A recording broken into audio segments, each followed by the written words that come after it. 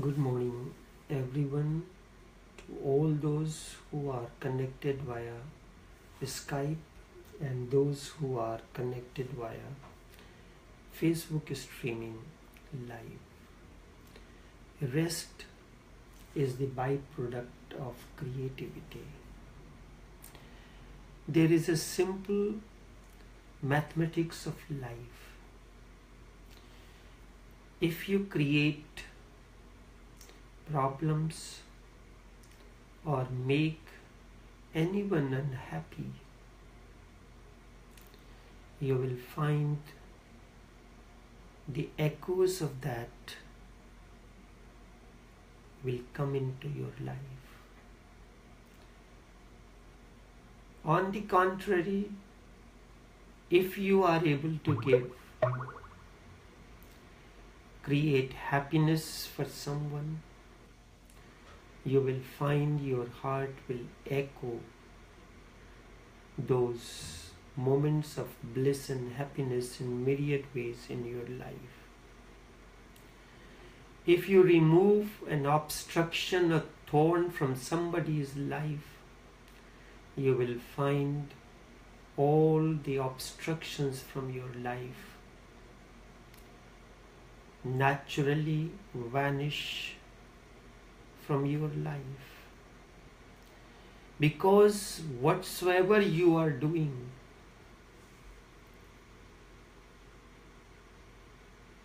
it is like a sound wave created.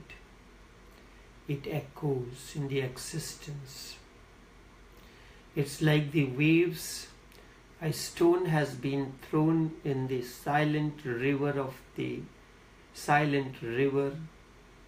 and the waves are arising in the center. They are reaching to the shore. Waves reaching to the shore or the echo arising in the womb of the river. When the sound waves arise, it becomes the part of the entire existence. You may be alive, you may not be, the body may be, body may not be, but those echoes remain. In existence, nothing is lost. Whatsoever you are doing in the moment, its echo, it is like a stone has been thrown. Like a wave, it disappears in the cosmos. The wave disappears, but you remember whatsoever you do, the wave, it becomes the part of the ocean.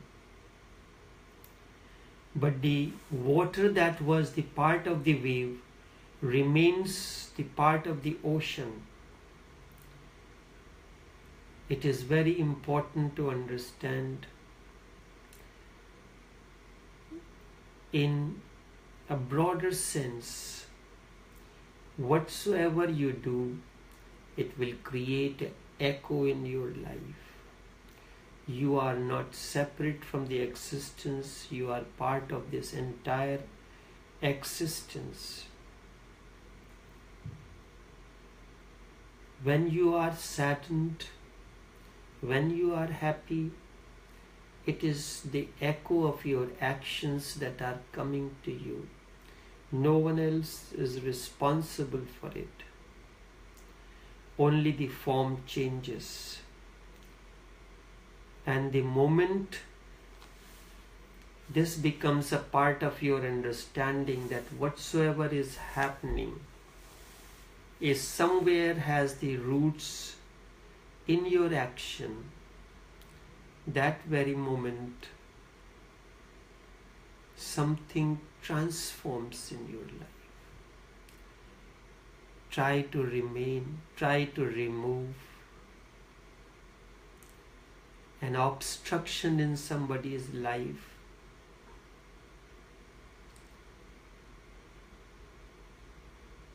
Try to bring a happy moment in somebody's life. You can do it in myriad forms. For that you need not be physically present, your word, your message, are your actions as well. They create something in an individual. You write something, you post, it brings a smile to someone. Someone looks for the message every day. This is sharing your being, sharing your presence. The moment you start sharing this, in fact, you are doing it, and when someone says, wow, this message, your messages inspire me every moment, every day. When I look forward to these messages, they inspire me, gives me a new perspective to look into your life. A seed is sown. A harmony is created. A musical note is created. A wave is created, and this wave will not be destroyed. The wave may destroy. The physical form of wave may destroy, because you are a wave on the surface of the ocean of life. The form of the wave may disappear, but the water that contains a wave will become a part of the ocean. Each echo becomes the echo of the existence. It will keep on coming to you again and again. Whatsoever happens is the outcome of your own actions. No one else is responsible for it. Whatsoever is happening in your life, you are responsible for it. Happiness, sorrows. If you have sown thorns in the way of the others, remember your path will be full of thorns. But do not do things. Let this be a natural way of happening. It happened, the teacher was talking to the students in the class that you must do good to the people. So the two young boys, they decided that they are going to do good. So they stood up by the traffic light, waiting to see that if someone wants to cross the road. Suddenly they saw an old woman, and one of the boy, he forced that lady to cross the road on the other side, to take her on the other side. Then the other boy took that lady and bring back to the other side. So when the teacher asked what good you did, both of them said, yes, we did a good deed today. What was the deed? We helped a lady to cross the road. What did you do? The teacher asked the other boy. I also helped the lady to cross the road. But the lady was one, how could you do the two? Actually, she did not want to cross the road, but we forced her to cross the road and bring her back. This is not the way the thing has to be. You have to be natural and spontaneous. When you speak, Your world should create a solace. It should be like a musical note. And when it goes and creates something within the individual, its echo will continue to linger like the dissolving notes of an enchanting melody. If you have heard something, they will continue to echo, because in existence nothing is lost. Everything remains the part of the existence. Whatsoever you do, it comes back to you in myriad folds. This is the holy month of Ramadan, where we need to do things, service, and there can be no better way than sharing a moment of bliss, a moment of your happiness in any form that you can. This should be your way of life, not that you have to gain something. Where Krishna says, I have nothing to do in this three universe, yet still I engage in action because men follow my path. A father imitates the son. A son imitates the father. A little girl imitates the mother. The process continues. Krishna tells Arjuna, Name partha asti trishu lokeshu kinchana. Name parth. Parth is the word, the name referred for Arjuna.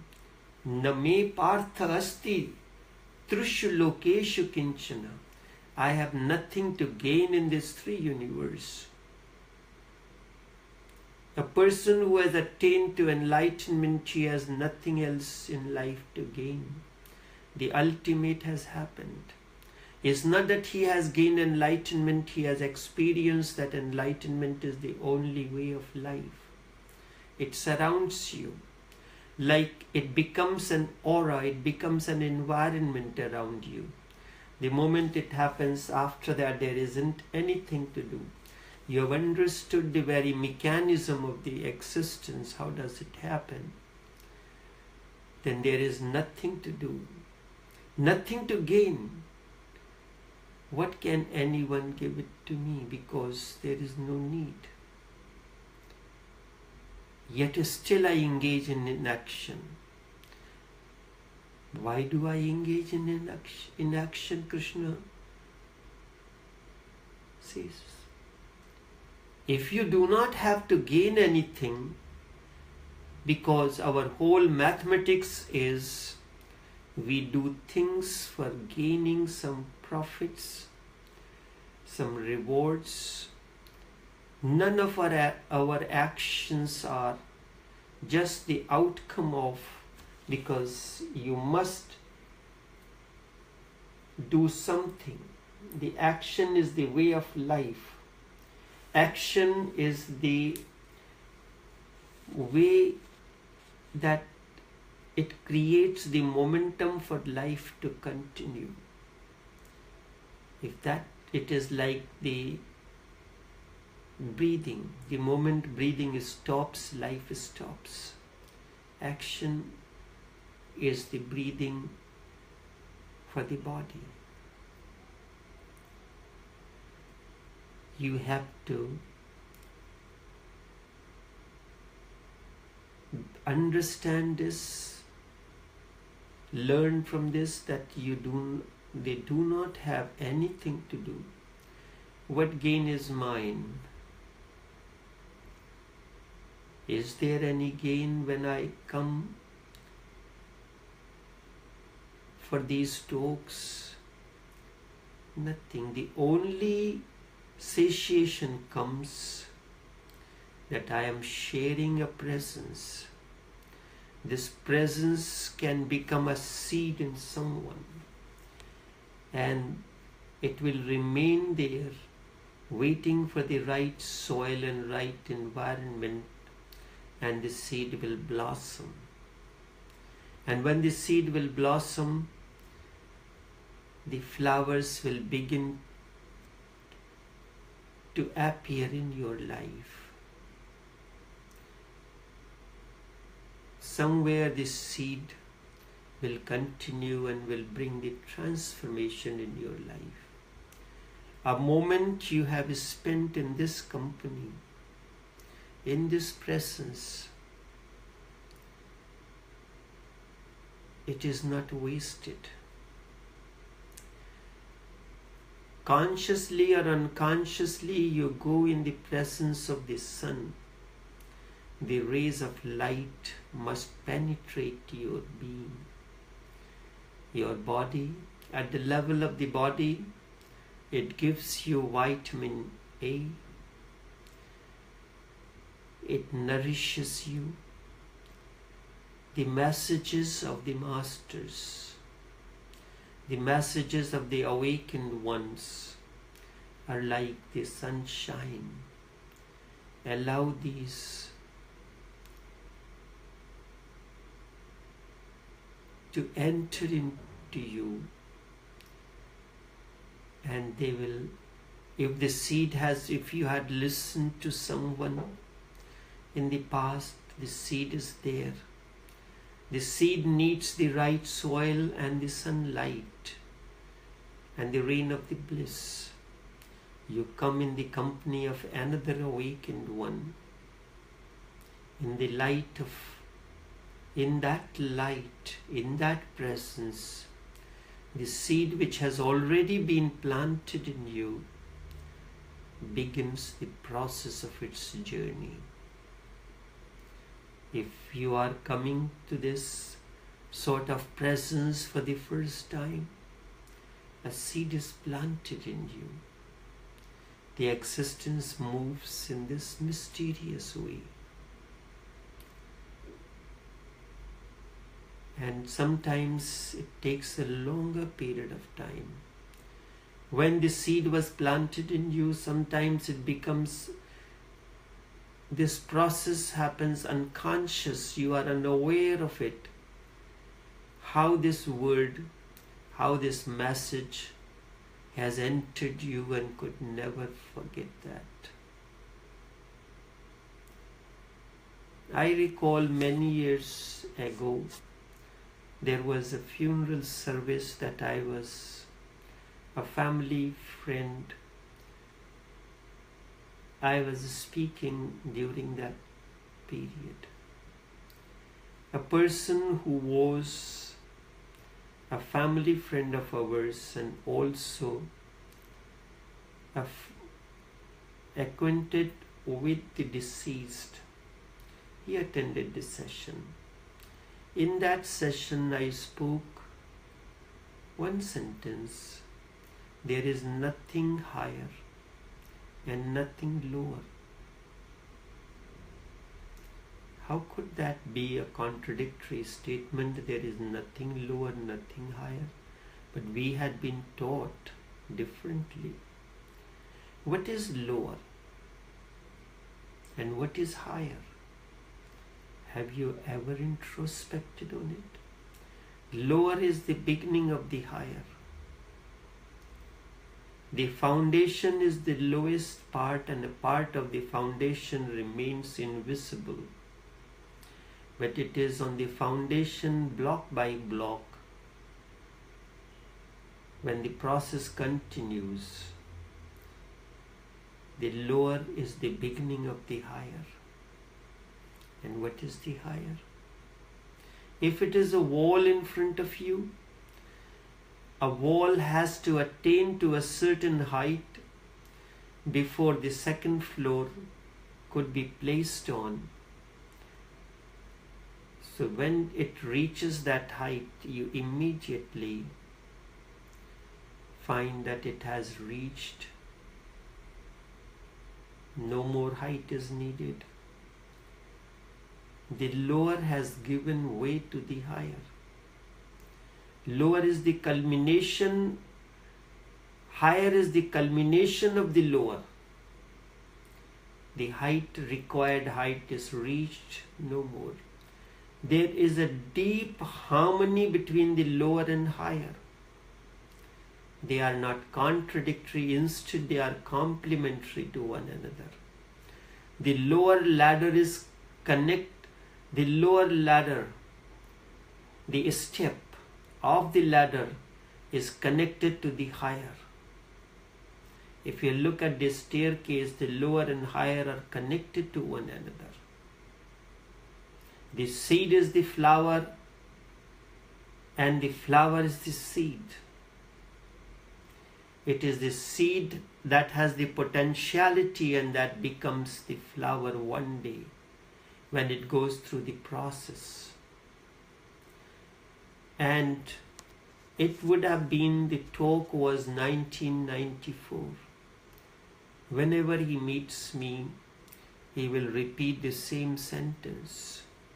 He does not come in the meditation sessions, but that particular sentence which has become part of his understanding will act as a seed. One day when his time has come, the same seed will blossom into a flower, and then his journey will begin.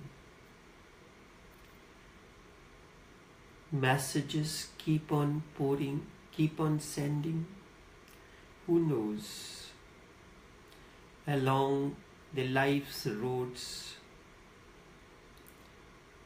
when a particular word that you have uttered could create an echo in somebody's being, or can become a seed, the process continues. Went a little deviated. Rest is the byproduct of creativity.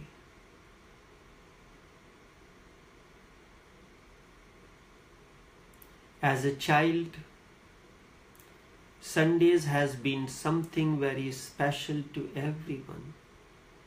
But when you grow up, things become questioning. You wake up in the morning and go out, see the sun shining through the trees, the light of the sun lurking from behind the trees, the birds singing the songs of chirping, and get this feeling, oh, another Sunday. You put on your best clothes and have Sunday for the whole day. Mind finds this is strange and comes to play its part. Mind finds this is strange and comes to play its part. So you inquire as habit, what is this happening to me?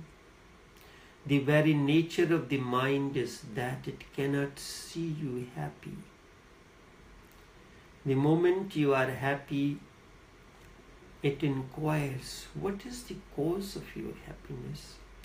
And whenever happiness surrounds, it questions why. Learn to accept happiness as part of the being. Indeed, you can have a rest only after creation.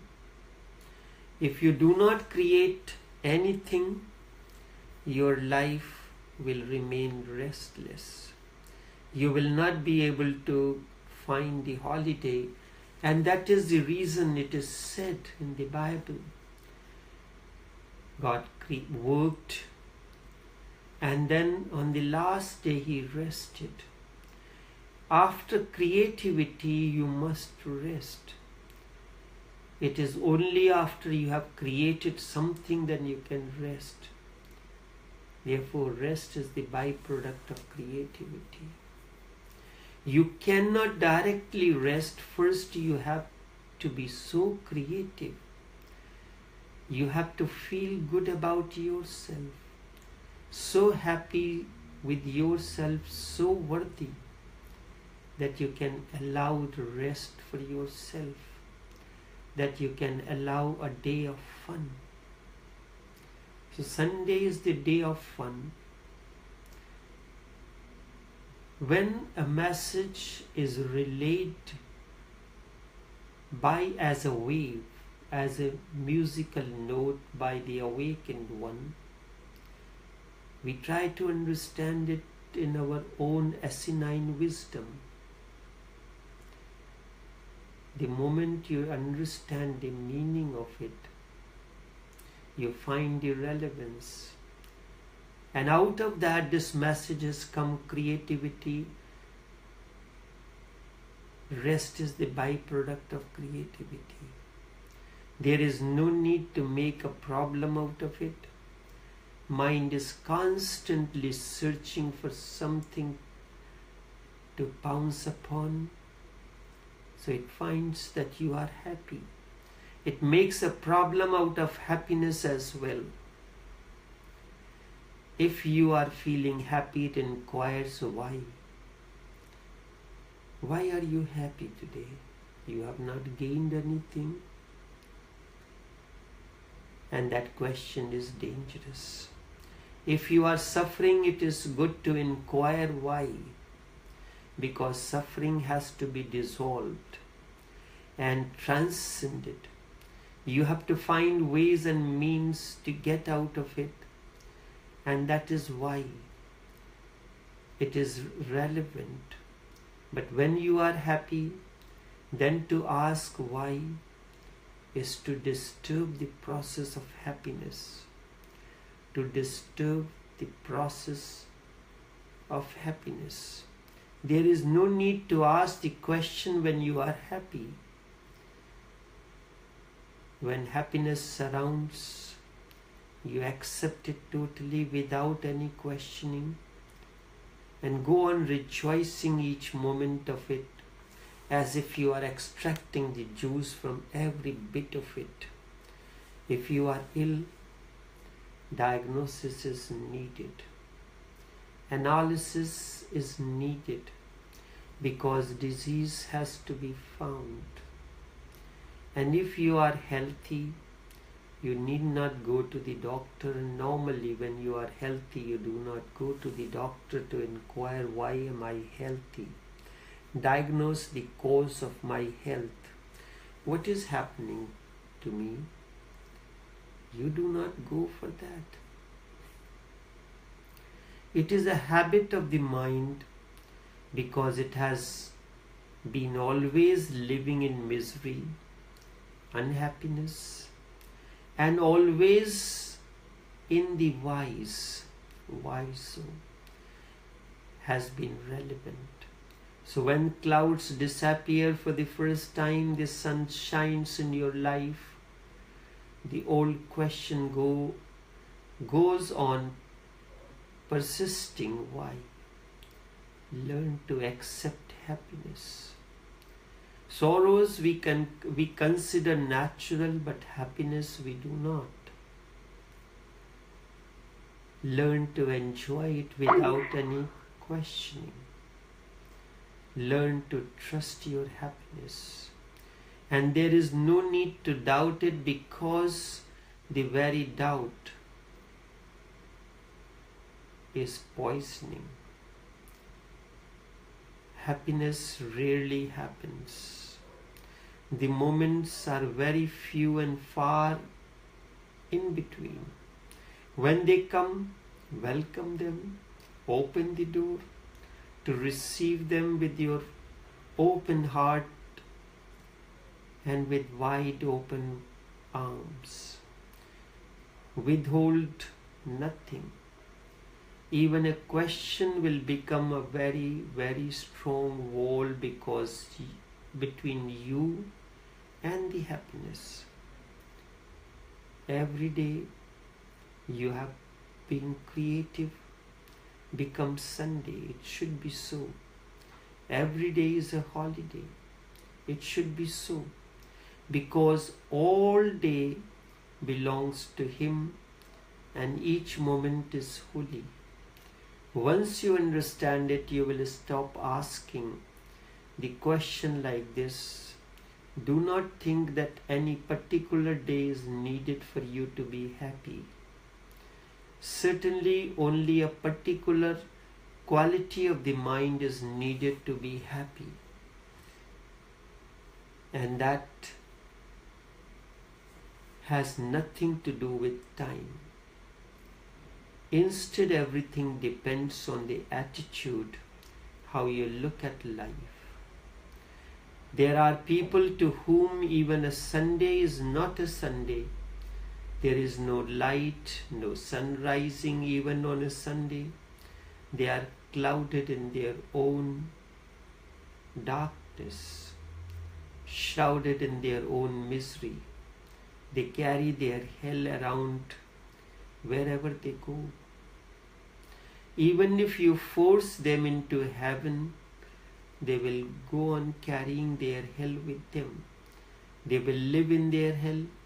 Nobody can force them out of their self-created hell unless they decide to drop it. It is your decision to be happy or to be unhappy. This is one of the Sufi commandments. Happiness is your choice. Every moment a circumstance and situation comes, it creates a situation for you. You can choose to be happy or unhappy. And in every situation the mind decides to be unhappy. A change of the gestalt is needed. Choose to be happy. I have heard about a Sufi mystic who was always happy. Always and always happy. Nobody has ever seen him unhappy. It was as if he did not know that language, as if the only way he knew was how to be happy. And then he became very old, and one day a man asked, "Will you please let me know your secret? How you remain so happy and blissful, so unperturbed? How each moment you can be so blissful? It is impossible and unbelievable. What is your secret?" The old man laughed and said, "Long before I found one simple thing, that each morning when I open my eyes, I had two alternatives to choose for that day. Either to be happy or to be unhappy. There is no third alternative. There is no third option. And I always choose to be happy. Simple is my secret. Each day gives me only two alternatives to choose from. Every circumstance and situation gives me two choices. It is like a question where you have to answer only by choosing the option A or B. So there are only two options, not the third one. Option A or option B, option choose or option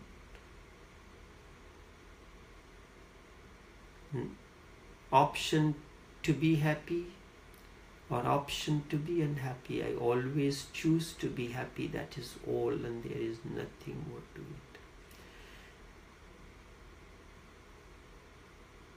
A message like this must be included in the part of the Sufi commandment. When Hazrat Ibn Khalid Gizdwani Raziallah Ta'ala Anhu, the Naqshbandi master, for the first time introduced the concept of Sufi commandments or kalmat, there would have been resistance around him. What is he doing? Why is he adding up all this? What is the necessity of it? But over the period of time, the 8 commandments that he gave, kalmat, nazar var kadam, hosh dar dam, khilwat dar anjuman. Nazar bar kadam, keep your gaze always at your feet. Hosh dardam, let there be a constant awareness each moment. Khilbat dar anjuman, in solitude there is always danger of mind to create problem. So on and so forth. 8 different the commandments were given. The Sufi word for that is kalmat, but there is the most appropriate English rendition is commandments. Then the 17th Sheikh of the order,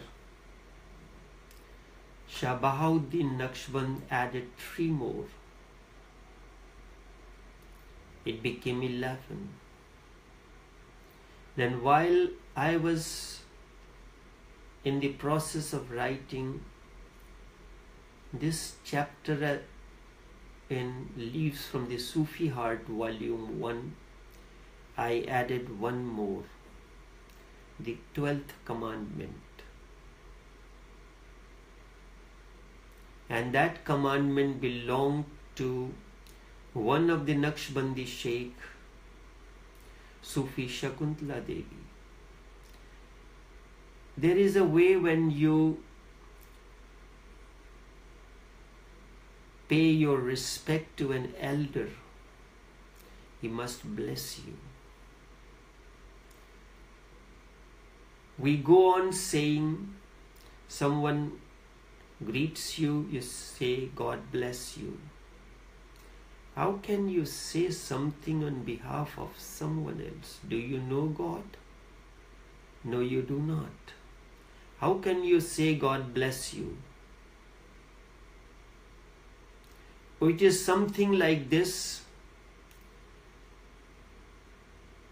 You say someone does something to you, go inside, the boss will pay you the money. No, it does not happen that way. When you say God bless you, have you ever thought what are you saying? Are you the custodian of God, that you can take a decision on behalf of God? You cannot take a decision on your own behalf, and you are saying things in the name of God. So she never said things like these. Instead, anyone touching her feet, she will simply say, Sada sukhi raho, be always happy. I extracted it. In a moment when a circumstance and situation comes, you have 2 options, either to accept it or not to accept it. The moment you accept it, you are flowing with the river of life. The moment you are flowing in the direction of the current, your journey becomes easy. The moment you do not accept it, you are going against the stream. And going against the stream requires a lot more courage, a lot more strength and energy that you do not have. So the simple thing is, you flow with the river, and that you can do yes to the river. Always ready to say yes to the river, river of life, that flows between the 2 options, 2 banks, which are contradictory to one another. 2 poles of energy, the masculine and the feminine energy, the male and female, the yin and yang energy, the life river of life flows between the two. Either you accept it and flow with the river, or you do not accept it. So she will always used to say, Sada Sukhi Raho. So the master said, simple is my secret. Each day gives me. Now you can be more precise. Each circumstance and situation gives me two alternatives to choose from. To be happy or not to be happy. And I always choose to be happy. It can be a message. Whenever a circumstance and situation comes, choose to be happy. And in that you will find many secrets will be revealed to you. It is mystical to say, to accept that. The moment you accept, myriad possibilities begin to open. But you will not believe this. You will say this old man is deceiving. He must have some other secret. But I also tell you that this is the only secret. All great truths are simple truths, very simple. Try tomorrow morning. Before you open your eyes, have a clear-cut vision of the two alternatives, being in hell or in heaven. Visualize misery on one hand and blissfulness on the other hand. See deeply into both. There is no need to be in a hurry. Look into both as deeply as possible and wait and then decide. Let this be the meditation. If you want to be unhappy, then decide. And let that be your decision, and then truly be unhappy whole day. Be committed to your decision and do not try to escape from it. Whatsoever happens, you remain miserable. And if you decide to be happy, then stick to be happy. And soon you will realize that your life is your decision. Your life is your decision. But we do not decide. One moment we are happy, the next moment we are unhappy. You choose that today I want to be miserable. No matter what happens, I must remain miserable. You will find a new way opens for you. You are suffering because you go on deciding in that way. You are suffering because you go on clinging to your own suffering. You have made a habit out of it, and it becomes just mechanical. Holidays are disappearing from the world. In the legal sense, people have more holidays. Work days are being reduced all over the world from 6 to 5, from 5 to 4, and soon even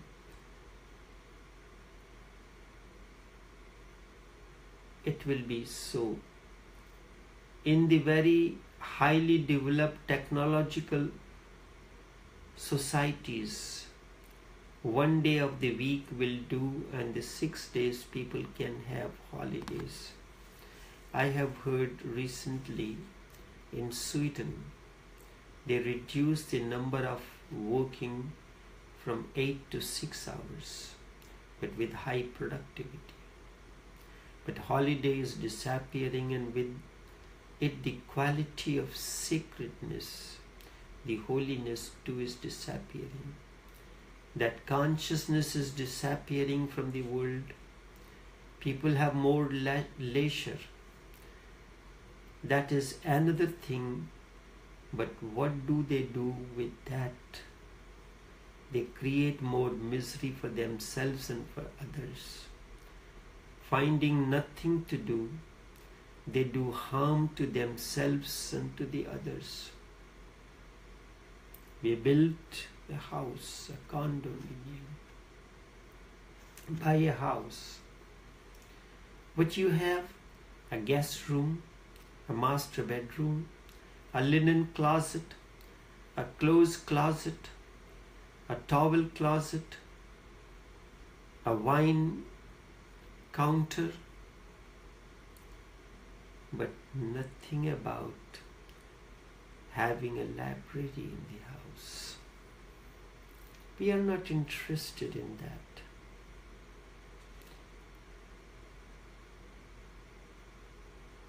And where do you read? Where do you do the work? In the living room, on the dining table, with television on. It should have a separate room, just as you have a linen closet, a shoe closet, a clothes closet, closet for this or that. You must have a separate room which is only meant for that purpose. You are spending every day a certain time in your solitude, reading something, either in the digital format. The other day someone reminded me there is no need for the books because people are not very much interested in hardbound books. Yes, the two formats still exist. You can have a desktop, use it for that has the digital books, you can read those there, or you have a library with the shelves where the physical books are kept. So you find nothing to do and you do more harm to yourself and to the others. More accidents happen on Sundays, more car accidents, more murders, more suicides, because man has not found the way to share his leisure. And after the holidays, people are so tired that they need a whole week's rest to recuperate, to recover. People are fed up living a certain type of life. They want to go for a holiday. So they go for a holiday for what? To rest. When they come back from the holiday, they are more tired than they were before. Rest is an attitude of the mind. You can be in the midst of thick and thin and be restful. If you are creative, after the day's work of creativity, rest naturally happens to you. You do not have to make any effort or choose a particular day that I will rest. Every day you enter into the realm of creativity. At the end of the day, you will find rest naturally happens. They do not, so after they have spent a holiday, they come back and they need a week's rest to recuperate, to recover. They do 1,001 things on the holiday just to keep busy, but not to be busy, to be yourself. And that has become impossible. To be with yourself, to be happy with oneself, that dimension is completely lost. You cannot remain by yourself. That is what a holiday is, or it should be. You are so full of God, so full of being, that there is no need to do anything or be occupied. Occupation is simply an escape. It is a good way to avoid encountering yourself and life. Holidays are disappearing because you cannot be with yourself. You must do something. It is good that every day a feeling arises in you that it is a holiday. It is. If it was not so before, then you are missing something. Now it has started happening. So do not make it a question. I have heard once Mullah was atheist, and then I heard that he had become a theist. I could not believe. So when I came across him, I asked, how come you decided to become a theist? Well, said Mullah, I used to be an atheist, but I gave it up. So I am no more atheist. But why? I inquired. Mullah replied, checking no holidays. If you are an atheist, then there are no holidays. Then there is no God. Then there are no Sundays. The Christian parable says God created the world in 6 days, and on the 7th day, Sunday, he rested. That rest was very beautiful. It was out of great creation. He was feeling fulfilled that he had created the whole world. And on this 6th day, he looked and he said, good, very good. I have completed my job. Now he rested. He was happy, like a small child who has made something and looks from every side and says, good, I have done it. And he rested on the 7th day. That rest day was a day of fulfillment. The parable has much significance. It says that you can have rest only after creation. If you do not create anything, your life will be restless. You will not, if you realize that when your day has been very fruitful, you have done something creative, there comes a kind of a satiation, but you are so blind to it that you cannot feel that this satiation is coming from a day of fulfillment, a day of creativity. You have been so creative that rest becomes natural. If you do not create anything, your life will be restless. You will not be able to have a holiday. Create something. Only then you can rest. So I make sure every day something creative happens in the form of a message, in the form of this or that, and then I go to rest.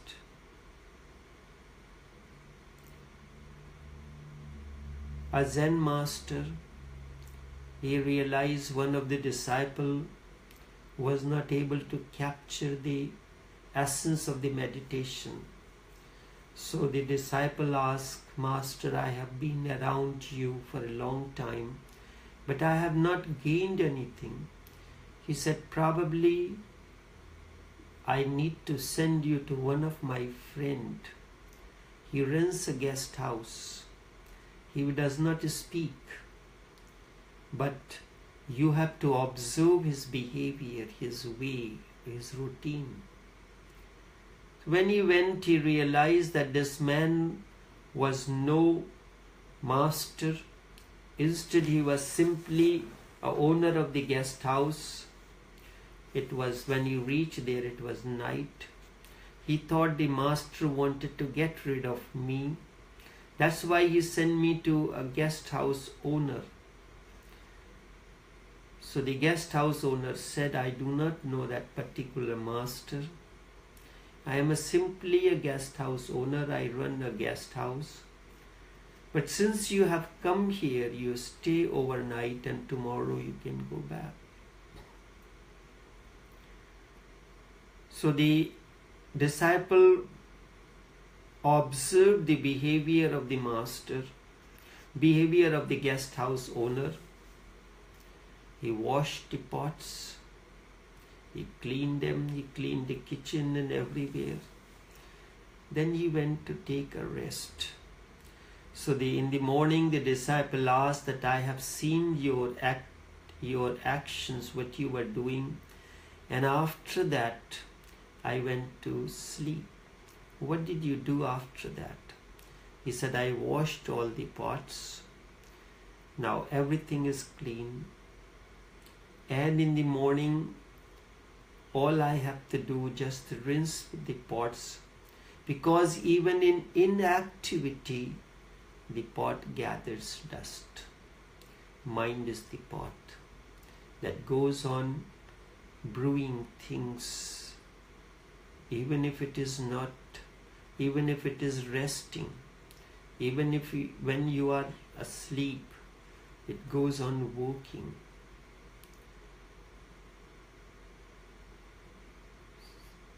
The parable has a great significance. It says that you can have a rest only after the creation. So this man has cleaned the kitchen, washed all the pots, dried them. So in the morning the kitchen is clean. All he need to do, maybe just give a wipe and ready to work. If you do not create anything, your life will be restless and you will not be able to have a holiday. Create something, only then you can rest. Rest is a byproduct of creativity. You cannot directly rest. First you have to be creative. So you have to feel so good about yourself, so happy about yourself, so worthy that you can allow rest for yourself, that you can allow a day full of fun. Ordinarily, people cannot allow a day of rest for themselves, because they feel so condemnatory about themselves. They feel so unworthy that they have not done anything. They have not done anything worthwhile. They have not experienced any fulfillment. Nothing has happened.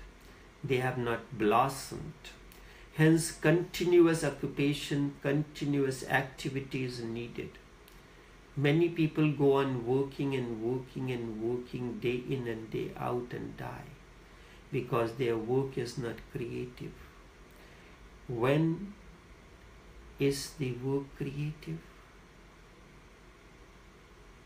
When is the work creative? The work is creative when you love it.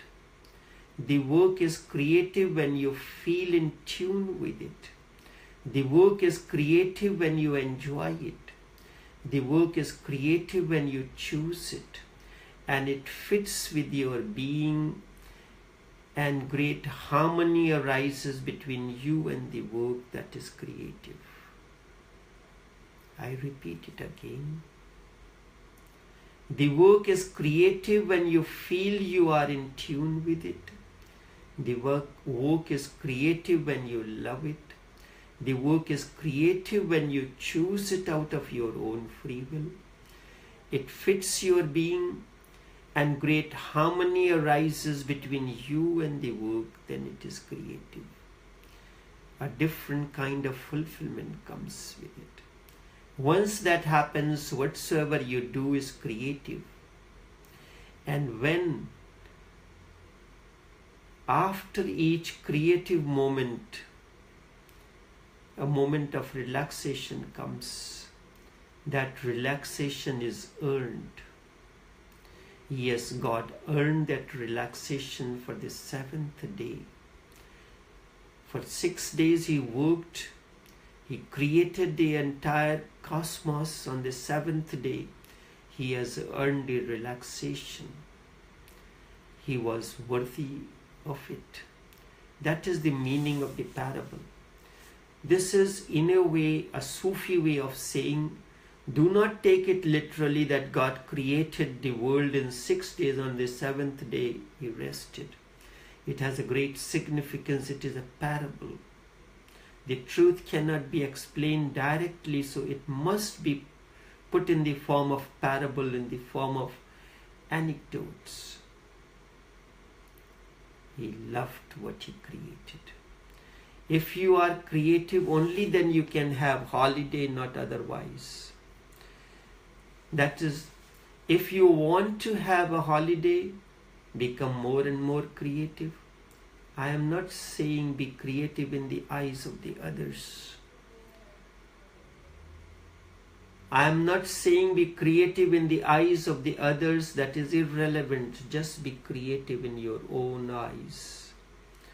Just be creative in your own eyes, and there is no need for anything else. Choose some other way. Life is vast, says Jesus.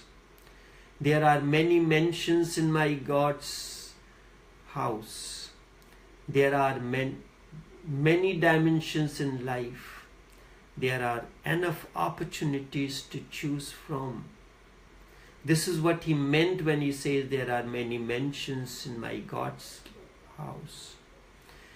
There are many dimensions, many opportunities, many situations are there for you to choose from. If you are not feeling fulfilled in something that you are doing, then there is no need to continue it, because this will be a sheer wastage and you will not have earned holiday. A man who has not lived according to his being, who has not done his own things, simply earns death. Then he dies. But the death is a Sunday. Then he dies. But he dies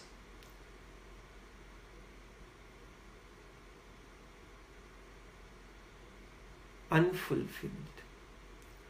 A man who lived according to his being, who has done his own things, has earned death.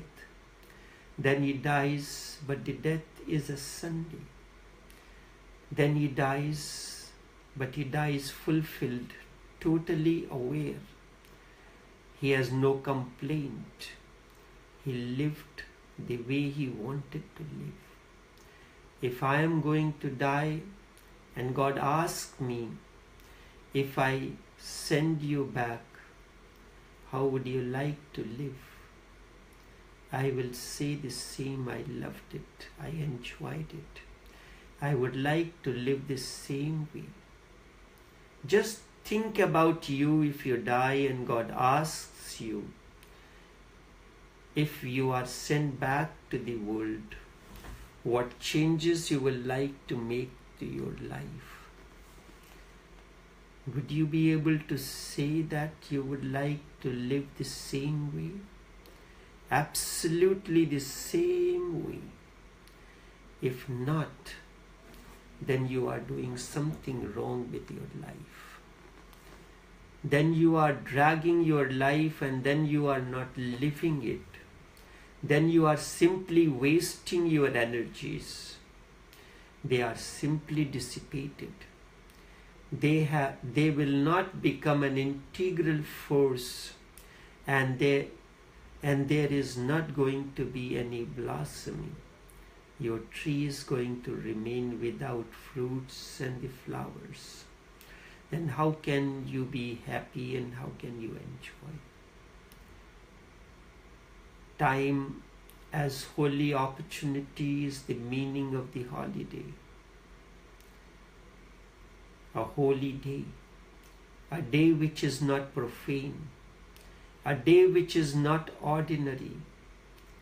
And once you know how to be creative, each moment becomes holy. And then it becomes a holy day.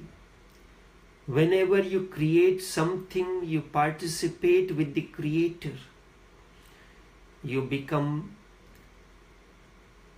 You have become a small creator in your own way.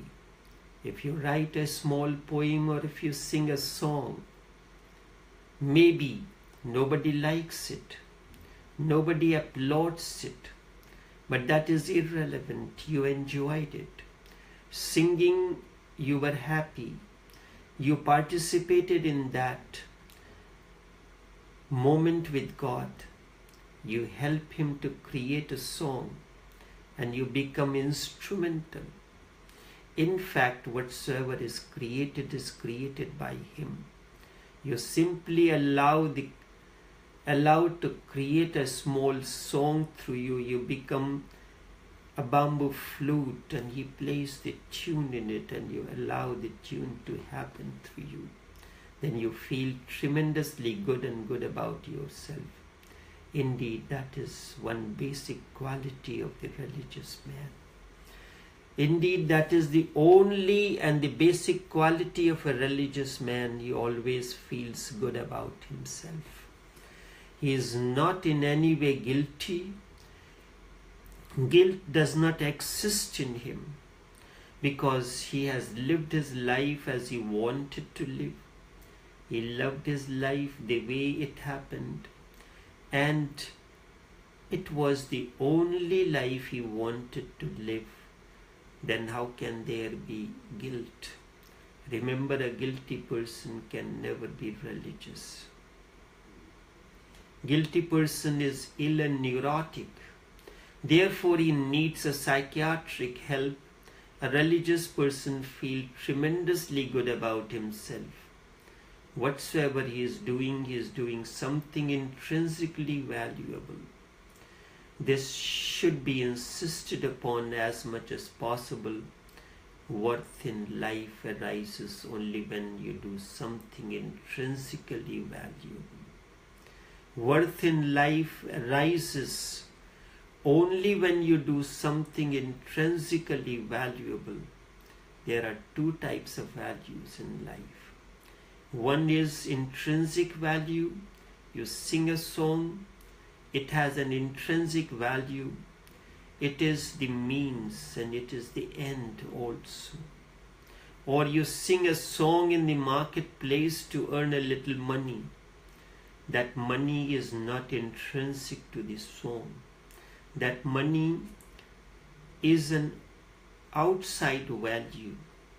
And if you are singing your song only for the money, the activity is no longer holy, it is profane. If you are singing your song for happiness that it brings to you, and maybe as a byproduct it brings money also, that is irrelevant. If it brings, it is good. If it does not, that too is good. Then your activity has an inner glow to it. It is intrinsically valuable in itself.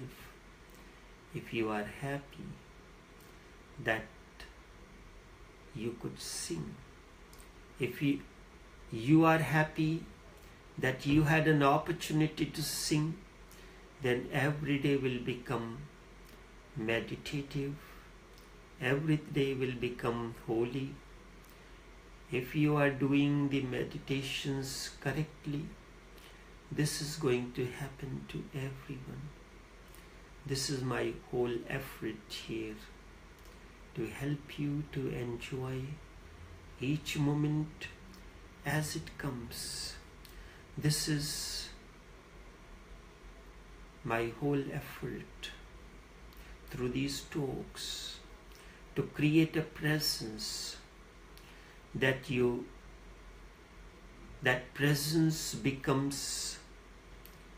creates a wave in you, and its echo linger in your ears like the dissolving notes and continue there like an enchanting melody. You have heard once, एक बार जो तूने पुकारा था मुझे, ताज़ीस्त मेरे मन में बजती रही शहनाई. Once you have called me lovingly, that echo continues to linger in my ears like the dissolving notes of an enchanting melody. This is my whole effort here, to help you to enjoy each moment that comes. Only this much for this morning. It has been a little longer, but that is how it is. It's not in my hands what is going to happen. What is going to happen is absolutely not in my hands.